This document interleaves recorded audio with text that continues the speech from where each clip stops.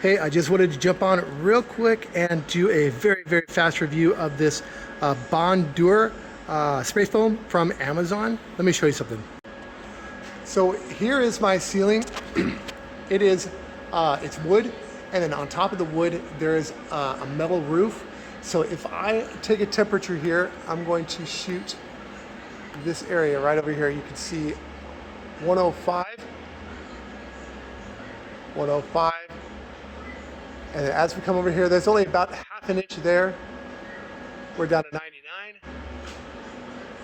We got about an inch and a half here, we're down to 96.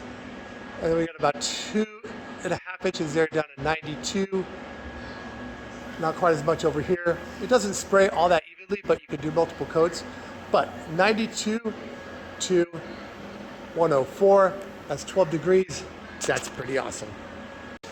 Again, it's this Bondure. I got the 240 square foot kit with the gun and all the PPE. Do wear the PPE. It gets everywhere. All right. I'll put a link in the description. Have a good one.